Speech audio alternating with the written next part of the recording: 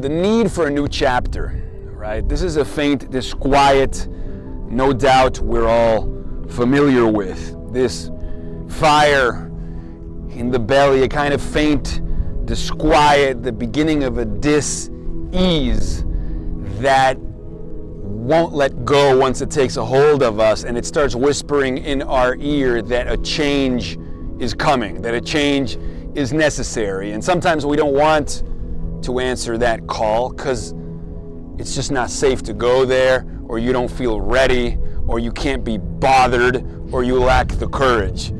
But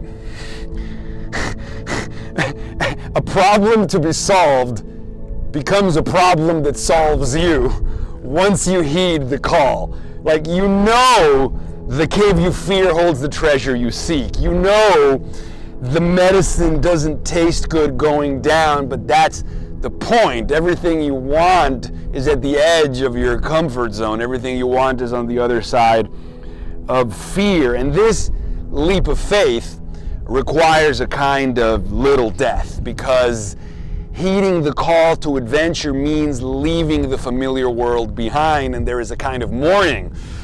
Like the scene in The Matrix when Neo sticks his finger into the mirror after taking the red pill and starts to melt into the mirror, alluding to Alice Through the Looking Glass and what Eric Davis calls the mystic psychotic collapse, when baseline reality in that familiar world dissolves and no new reality has yet emerged in its pixelating wake. There's a moment of ontological uncertainty. Who am I?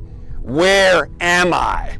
What do I do next? And so we're terrified of that nakedness and that vulnerability, but nonetheless, the need for that new chapter will force itself upon you, whether or not you answer the call. Or like in the movie Walter Mitty. There you go. Just every time he's daydreaming, having in the office, all 100%. That until when he goes on the helicopter. 100%. And it's that song singing, and he's all inspired to get on that plane and jump off that helicopter into water-infested sharks. And it's like freeing. It's like getting out of the bubble of comfort zone that you have, and experiencing that journey that you always have, like Camino Santiago, climbing Everest, 100%. Whatever, the Amazon, swimming naked in the Amazon, like Matthew McConaughey.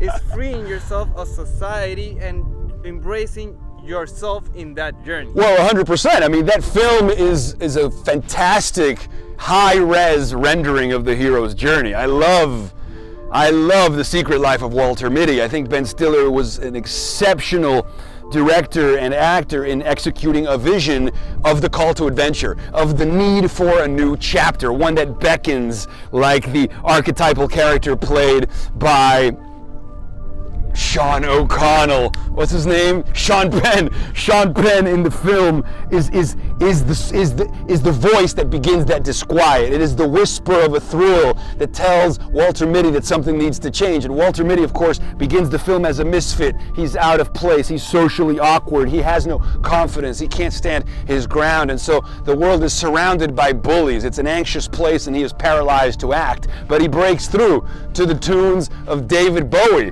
right? To the most wonderful of anthems. He takes the leap. He flies to Iceland, a landscape as epic as the transformation that ensued, you know, a landscape as epic as his heart needed. Something could measure it to his need, to his capacity to wonder and wander, you know, to die to himself. And everything about the film is an execution of the heroism, the courage, but also the redemption and the cathartic transformation and transmutation that comes when we answer the call and embrace the new chapter.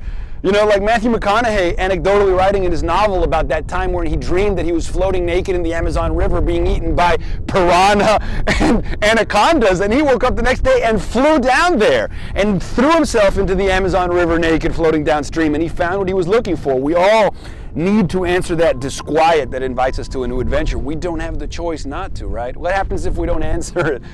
It will answer us, bro. Mm-hmm. We will pay the price, you know. Dime que no, bro. Like 100%. Yeah. If you don't embrace it, nothing will come. Like it's a magnet. If you bring out those journeys, those things will come to you. The people that want that type of experience will come to you. If you're a person that buys a Lamborghini and you're talking about you don't want people to come for your money and all that, that's what it's gonna bring. Dude. That is exactly a magnet. Your creative and linguistic choices will govern your fate, man. You choose and you become.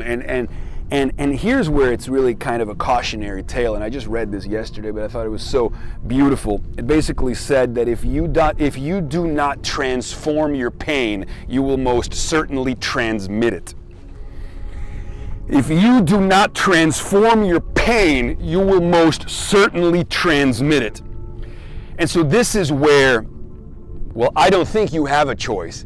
If you don't answer the question, if you don't heed the call, if you don't embrace that next chapter, if you don't allow that problem to be solved to become a problem that solves you, if you do not transform your pain, you will undoubtedly transmit it. And that's what you don't want, bro. You don't want to make more toxicity in the world. You don't want to make more pain in the world. You don't want more pain in your wake, man. You want to be a force of redemption. Or even it can eat you. Exactly. That depression, like 100%. we have seen with the famous actors like Robert Williams. That's right. And that depressions have ate him completely. 100%. And we have lost potential great people because they famous life, great experience, but they maybe didn't took that leap of faith that everybody should take out. I mean, I think at some point, no matter how far you've come, there always comes a necessity to take another chapter, right? And if you keep holding on for whatever reason into anything,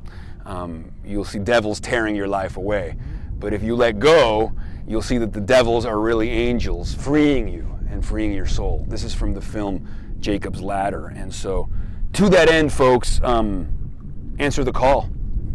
If you feel the next chapter coming, embrace it. Because again, if you do not transform your pain, you will most certainly transmit it.